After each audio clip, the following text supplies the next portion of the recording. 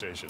Yeah, no, and I grew up, as Andrea mentioned, in the Philadelphia suburbs, and the state really is a perfect example of the cultural, really tribal divides that are defining this election. You've got the two cities and the suburbs on either side of the state, and then you've got this wide swath of rural areas in the middle. And you know, the reality is, people in the cities sometimes use derogatory names for that part of the state, and the divide in Pennsylvania is going to just be so close. I've got a couple of sources that I'm talking to who are looking at the numbers there. Democrats seem to be expecting still a narrow Biden win, although obviously we're not projecting that at this point. But if he does win there, it's going to be by like half a percentage point. It's going to be essentially tied, which I think is representative of the country as a whole. And that's a big part of the reason. Well, that's one of the big stories. You know, we would hear over the last 4 years, Democrats saying lightning's not going to strike twice. OK, Donald Trump made magic happen in these upper Midwest blue wall states once, but it can't happen again.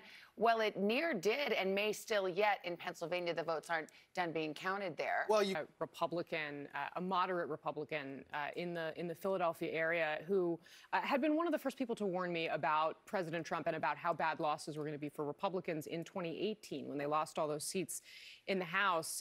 And this person was telling me, well, you know, I was a little worried about it because I started to hear from some people I was talking to, from my friends, from people who had complained about President Trump, that they didn't really like the feeling they were getting from a cultural perspective of how they were being treated by liberals, by the other side. And he's this source of mine told me that he knows a woman who decided to vote for President Trump again, even though she said to my source that she had a really hard time with this decision, but that divide at the end of the day, she just couldn't get past that. And I think that defined a lot of voters this time. I think we're going to find out that this has as much to do with culture and that feeling of a dominant kind of media elite culture and the way it makes the other side feel has as much to do with elections as does the economy or COVID or any policy.